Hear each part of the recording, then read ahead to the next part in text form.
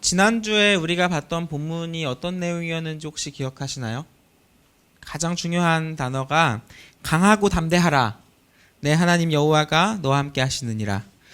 모세가 죽은 후에 가나안 땅 앞에서 두려워하고 있을 여호수아에게 하나님께서 하시는 말씀이었어요. 오늘 우리가 보는 부분은 그 시점에서 얼마 지나지 않은 이야기로 진행이 됩니다.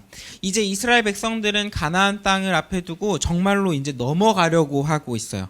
한번 지도를 한번 볼까요? 다음 넘겨주시겠어요? 이건 간략한 지도여서 정확한 축적이 되어 있지는 않은 지도인데, 이스라엘 백성들이 이집트를 나와서 40년 동안 광야 생활을 하고, 근데 이집트가 혹시 어느 쪽에 있는지 아세요? 이 지도에서? 아래. 어디? 왜 오른쪽이요? 왼쪽이요? 왼쪽이요? 오른쪽이요? 그럼 근데 왜 이스라엘 백성들은 오른쪽에서 왼쪽으로 가고 있죠? 왼쪽에서 오른쪽으로 이렇게 올라오는 게 아니라? 40년 동안 광야 사막을 생활을 하면서 이쪽 기준으로 보겠습니다. 아이고. 이쪽에 이집트가 있는데, 여기서 이집트에 나와서 이쪽에 이 반도를 계속 돌다가 요렇게 염해 밑으로 해서 와가지고 돌아서 들어가는 거예요. 그래서 요단강을 건너야 합니다. 가나안 땅으로 들어가려면 요단강을 건너야 해요. 그런데 요단강을 건너기 전에 여호수아는 놀라운 예언을 합니다. 여호수아서 3장 13절, 온 땅의 주 여호와의 궤를 맨 제사장들의 발바닥이 요단 물을 밟고 멈추면 요단물 곧 위에서부터 흘러내리던 물이 끊어지고 한 곳에 쌓여 서리라. 이스라엘 백성들이 요단강을 건널 때 흘러가는 요단 강물이 멈춰선다라는 얘기예요. 그리고 오늘 본문에서 예언은 그대로 이루어집니다. 여호수아서 3장 15절 하반절부터 17절입니다. 궤를 맨 제사장들의 발이 물가에 잠기자 곧 위에서부터 흘러내리던 물이 그쳐서 사르단에 가까운 매우 멀리 있는 아담 성읍 변두리에 일어나 한 곳에 쌓이고 아라바의 바다 염해로 향하여 흘러가는 물은 온전히 끊어지매 백성이 여리고 앞으로 바로 건널세 여호와의 언약궤를 맨 제사장들은 요단 가운데 마른 땅에 굳게 섰고 그 모든 백성이 요단을 건너기를 마칠 때까지 모든 이스라엘은 그 마른 땅으로 건너갔더라. 흘러가는 강물이 멈출 수 없는데 흘러가는 강물이 멈춰서는 기적을 보게 되는 거예요. 흘러가는 강물이 멈추고 층층이 쌓여서 한 곳에 머무르게 서는 모습이 과연 상상이 되나요?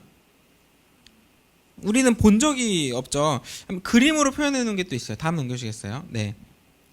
언약궤를 맨 제사장들의 발바닥이 요단 강물을 발을 닿자 물이 멈춰서 저쪽 멀리에 물이 멈춰서는 거예요.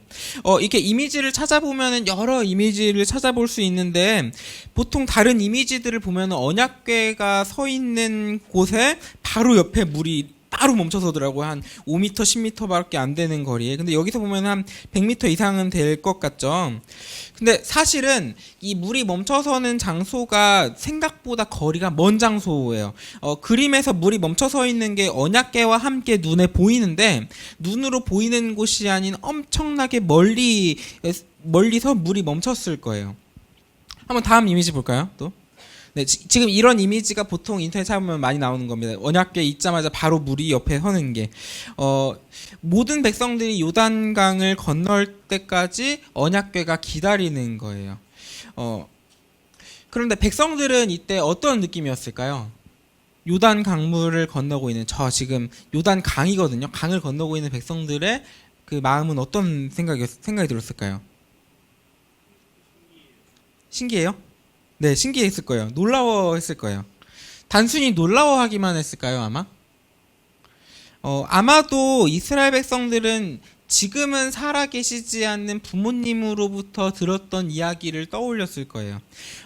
이집트를 탈출할 때, 40년 전에 이집트를 탈출할 때, 홍해 바다를 가르셨던 여호와 하나님에 대한 놀라운 이야기를 떠올렸을 거예요.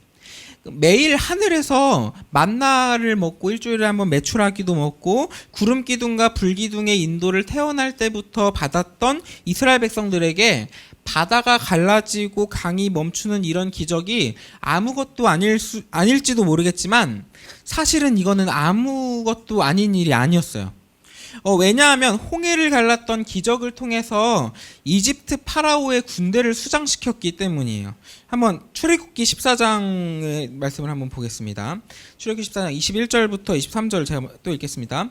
모세가 바다 위로 손을 내밀매 여호와께서 큰 동풍이 밤새도록 바닷물을 물러가게 하시니, 이게 바다입니다. 바닷물을 물러나게 해서 물이 갈라져 바다가 마른 땅이 된지라. 오늘 본문에서도 마른 땅이라는 단어가 똑같이 등장을 하죠. 22절.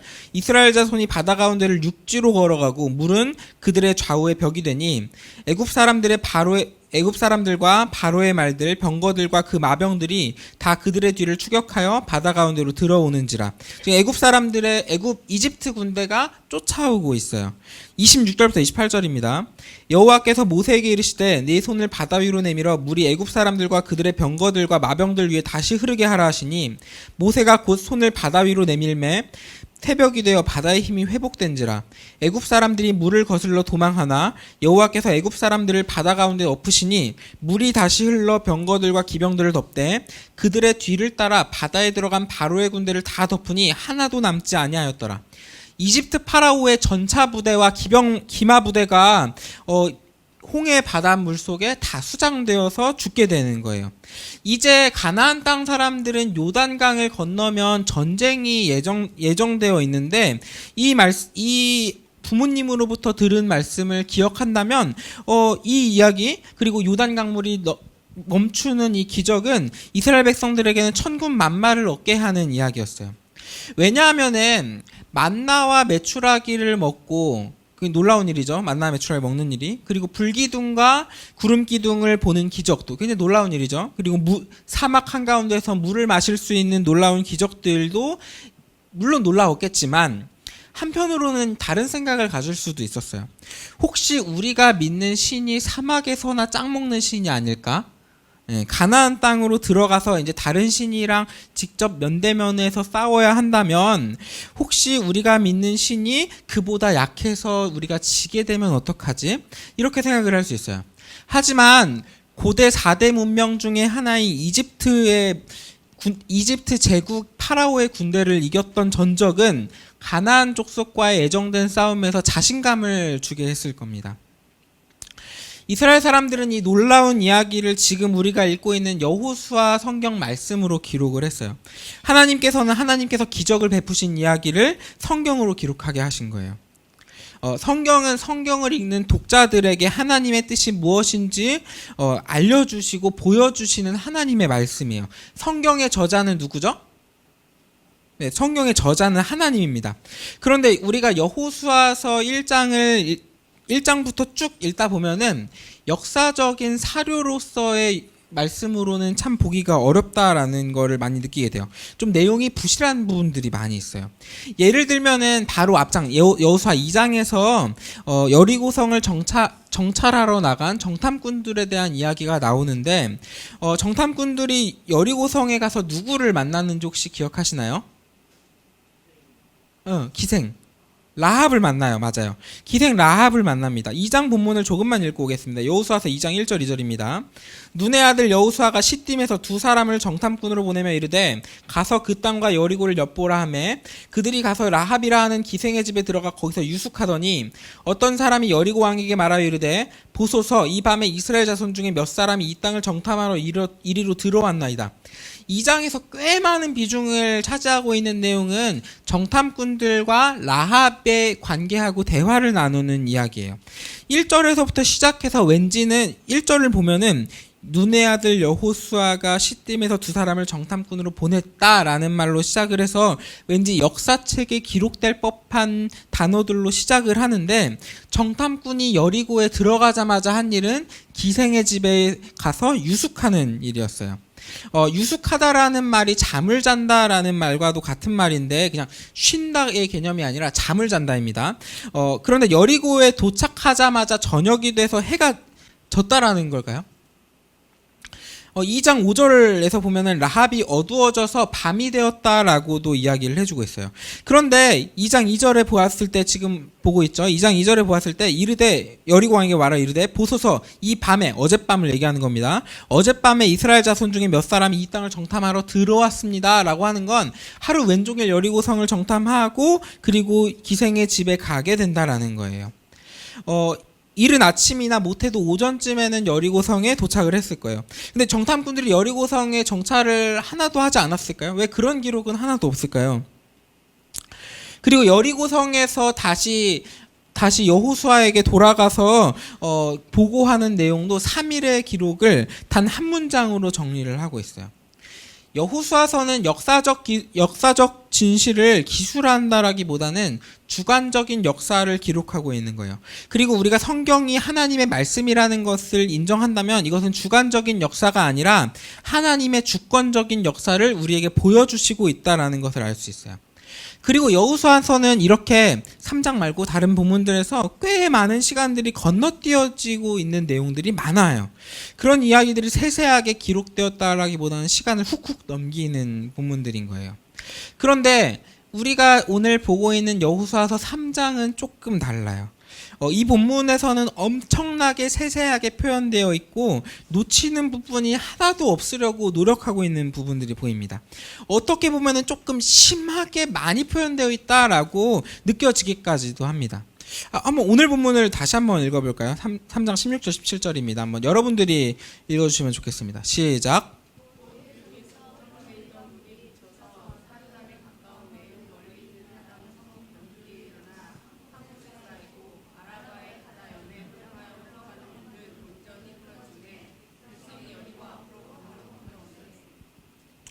아, 17절도 읽어주시겠어요? 17절도 다음 넘겨주시겠어요? 네. 17절이 없어요? 네네네. 17절도 한번 읽어주세요. 시작.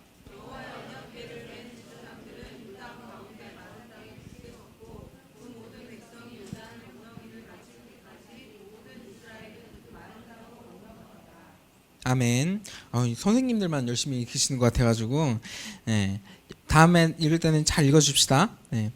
여호수아서 3장은 반복의 연속이 나옵니다. 16절에서 위에서부터 흘러내리던 물은 13절에도 있고요. 그리고 사르단에 가까운 매우 멀리 있는 아답 성읍 변두리라는 지명을 소개하고 있는데 그냥 아담 성읍 변두리라고 이야기를 해도 되는데 지금까지 지명을 이야기하면서는 한 번도 친절을 베풀지 않았던 성경이 아담 성읍 변두리가 어디인지에 대해서 알려주기 위해서 다른 지명인 사르단까지도 알려주고 있어요. 사용하고 있어요.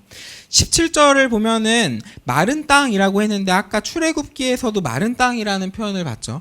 마른 땅이라고 한 번 더 표현이 되어 있고 또 그 마른 땅이라고 하면서 똑같은 단어가 또 표현이 되어 있어요. 우리가 성경을 읽을 때 당시에 성경을 기록할 때는 기록하는 그 종이나 그런 쓸 수 있는 것이 항상 부족했다라는 것을 염두에 두어야 합니다. 그렇다면은 굳이 필요 없는 쓸데없어 보이는 이러한 표현들이 쓰였다라는 것은 뭔가 의도하고 있는 바가 항상 있다라고 생각을 하셔야 돼요. 그리고 17절 하반절부터 나오는 말이 문장 자체도 조금 이상하다라고 여길 수 있을 겁니다. 그 모든 백성이 요단을 건너기를 마칠 때까지 모든 이스라엘은 그 마른 땅으로 건너갔더라.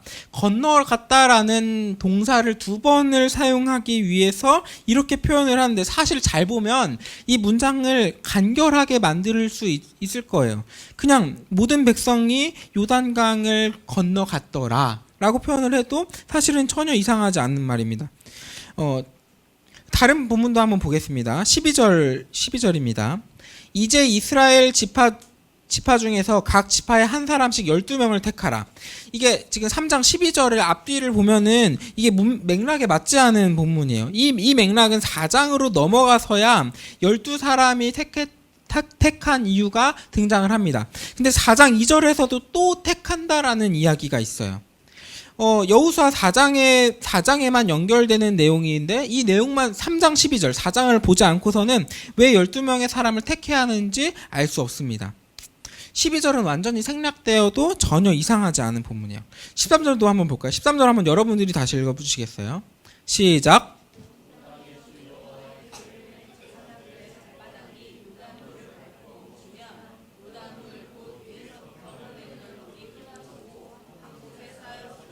아멘. 하나님을 수식하는 온 땅의 주라는 표현이 있는데 성경 전체를 통틀어서 신약 구약을 통틀어서 여호수아의 오늘 본문의 11절과 13절에서만 딱 2번 등장하는 표현입니다. 온 땅의 주라는 표현은 딱 2번 등장해요. 그리고 굳이 제사장들이 요단물을 밟는데 발바닥이라는 표현까지 적어 놓은 게 굉장히 뭔가 표현들이 많다라는 것을 우리는 볼 수 있을 거예요. 그리고 이것만 얘기하는 게 아니라 오늘 우리가 살펴보지는 않겠지만 여호수아 3장 전체적인 맥락을 보면은 말씀을 보았을 때 생략해도 될 것 같다라는 내용들이 많이 보일 거예요. 그냥 여러분들이 그냥 쓱 보기만 해도 그냥 눈에 띌 거예요. 여호수아의 다른 본문들은 시간을 생략하고 표현하지 않은 본문들이 되게 많은데 유독 오늘 본문에서는 간결하지 않고 표현들이 어떻게 하면 길게 할 수 있을까라는 것을 고민한 흔적들이 많이 있어요. 왜 반복해서 표현하고 있어요. 여리고성을 정탐한 정탐 결과를 중요한 군사보고를 단 한 줄로 이야기를 하면서 여호수아 3장은 왜 이렇게 기록을 많이 했을까요? 이거 한번 고민해 볼 필요가 있습니다. 성경을 쓰는 이스라엘 사람들에게 이때 3장을 쓸 때만 종이가 남아 돌았을까요? 아니면 아무렇게나 막 쓰다 보니까 3장이 길어진 걸까요? 전지전능하신 실수가 없으신 하나님께서 성경 말씀에 감동을 주실 때 이렇게 쓰라고 실수하신 걸까요? 이번 주에 여호수아서를 큐티하면서 느꼈을 때는 일주일 동안 큐티를 꾸준히 했다면 느꼈을 때는 빠르게 지나가던 그 시간의 빛이 여호수아 3장에서 굉장히 거대한 질량을 만나서 부딪히고 있다라는 느낌을 받을 수 있을 거예요. 빛이 천천히 지나가고 있는 거예요. 이 본문은 굉장히 슬로우 모션처럼 느껴집니다. 그리고 이 시간의 빛을 느리게 흘러가도록 하는 거대한 질량의 정체는 하나님의 영광이에요. 여호수아 성경이 후대 백성들에게 말씀이 선포되어질 때 사람들에게 여호수아 성경을 말씀으로 그냥 읽으면서 선포를 하는데 성전에서 선포자가 말씀을 읽을 때 아무리 빨리 읽어도 오늘 본문은 빠르게 읽혀지지 않고 청중들에게 반복되는 여러 번의 표현으로 귀에 각인을 시키고 머릿속에 각인을 시키는 거예요. 이제 말씀을 마치려고 하는데요. 사실 오늘 본문으로 설교를 준비하면서 우리 고등부에게 어떤 교훈의 말씀이 주어질까 참 많이 고민을 했습니다. 묵상을 하면서 어떤 말씀일까 많이 고민을 했어요. 오늘 반별 모임 시간에 이야기를 보겠지만 지리적인 배경 지식과 언약궤가 무엇인가 오늘 설명을 안 했죠. 언약궤가 무엇인가라는 신학적 배경을 가지고 말씀을 보고 교훈할 수도 있었어요. 한편으로는 오마주가 되는 그 홍해 바다를 가르는 기적에서 모세를 따랐던 이스라엘 백성들이 불만하는 모습과 그리고 오늘 본문에서 군말 없이 순종하는 이스라엘 백성들의 모습을 보면서 이것들을 비교해서 말씀을 나눌 수도 있었어요. 어쩌면 이렇게 설교를 준비했으면은 설교 준비가 참 쉬웠을 것 같다라는 생각도 듭니다. 하지만 오늘 말씀이 우리에게 가장 중요하게 교훈하는 것이 무엇일까 묵상을 하였을 때 오늘 우리에게 준 하나님의 말씀은 하나님의 영광을 보게 하는 거예요. 여호수아 성경의 전체적인 맥락에서 시간을 느리게 하는 블랙홀을 만들어서 성경 말씀을 문법적이고 문해적인 작품으로 보게 하시고 천천히 읽게 하시는 거예요. 이스라엘 민족에게 있어서 오늘 본문은 조상들에게 있었던 놀랍도록 역사하신 하나님에 대한 기록이고 불가능한 길을 인도하시고 밝히시는 하나님의 살아계심에 대한 증언입니다. 홍해 바다를 갈랐던 모세의 기적은 다음 세대에게도 동일하게 일어났어요. 그리고 계속되는 세대 속에서 이스라엘 민족을 신앙으로 이끄는 하나님의 영광을 경험하는 중요한 기록으로 남기셨어요.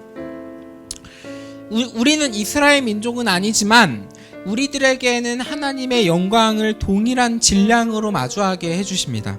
왜냐하면 우리에게는 예수 그리스도의 은혜가 있기 때문이에요. 우리가 깊이 살펴보지 않았지만 하나님의 언약궤는 하나님의 역사와 임재하시는 하나님의 그 놀라운 은혜를 상징하고 실제로 하나님께서 역사하시는 성물이었어요. 근데 예수님도 마찬가지입니다. 하나님께서 세상 그 어디에나 계시지만 예수님께서 전지전능하신 하나님께서 이 땅 어디에나 계시지만 2000년 전 유대 베들레헴에 오셨어요. 사람의 몸으로 역사하셨어요. 예수님께서는 단순히 하나님을 상징하는 사람이 아니라 살아계신 하나님으로 역사하신 거예요. 그리고 하나님의 언약궤가 요단강에 길을 낼 때 단순히 기적만을 보여준 것이 아니라 이스라엘 민족들에게 아직 시작도 하지 않은 전쟁에서 승리할 것을 확신시켜 주십니다. 3장 10절입니다. 또 말하되 살아계신 하나님이 너희 가운데 계시사 가나안 족속과 헷 족속과 히위 족속과 브리스 족속과 기르가스 족속과 아모리 족속과 여부스 족속을 너희 앞에서 반드시 쫓아내실 줄을 이것으로써 너희가 알리라. 요단 강물을 건너는 이것으로써 너희가 알리라. 복음서에서도 앞서가던 그 시간조차 멈춰서게 하던 사건이 뭐였죠? 예수님의 사역을 증언하던 복음서에서 가장 큰 질량을 차지하는 사건이 뭐였죠? 예수님의 십자가입니다. 예수님의 십자가 고난 한 주 전부터 예수님의 죽음, 예수님의 부활까지 예수님께서 30년 동안 살아계셨던 유년기의 시절은 어디 간지 없고 몇 줄 없고 3년의 사역을 이야기하는 기록도 그렇게 많지 않고 대부분을 차지하는 것은 복음서에서 철저하게 예수님의 고난과 부활을 이야기해주고 있어요. 시간을 거기서 느리게 가게 하고 있어요. 그리고 우리는 예수님을 믿기 때문에 하나님의 영광을 보게 됩니다. 오늘 여호수아서를 통해서 이스라엘 민족이 하나님의 영광을 보는 것처럼 우리도 예수님을 통해서 하나님의 영광을 보게 됩니다. 하나님의 언약궤가 강물을 멈춰서 가나안 땅에서의 승리를 알게 하신 것처럼 예수님의 고난과 부활을 통해서 그것을 보면서 세상 끝날에 이루신 우리들의 구원, 우리들의 승리를 아는 거예요. 아직 이루어지지 않은 가나안 족속과의 전쟁에서 승리하는 것을 이것으로써 너희가 알리라 하는 것처럼 예수 그리스도의 죽음과 부활을 통해서 우리가 세상 끝날에 아직 맞이하지 않은 미래를 우리는 알 수 있는 겁니다. 그리고 예수님께서는 모든 위협에서 우리를 보호하시고 끝까지 남아 계시고 우리가 요단강을 건너가실 때까지 우리를 끝까지 지켜주세요. 우리들의 보혜사가 되어주셔서 어떤 위협도 우리를 무너뜨리지 못하고 우리를 두렵게 하지 못하도록 요단강 한가운데에 서서 우리를 든든히 보호해 주시는 거예요. 오늘 본문에서 하나님의 영광을 보기를 소망합니다. 예수 그리스도의 그 십자가 사역이 구약에서의 이 말씀, 예수님의 그림자가 이 사건을 통해서도 똑같이 보여지는 거예요. 우리를 지키시는 소망을 발견하시기를 소망합니다. 우리의 삶에 위로를 얻는 우리의 소망 되시는 예수님을 마주하는 오늘이 되기를 소망합니다. 우리 함께 찬양하겠습니다.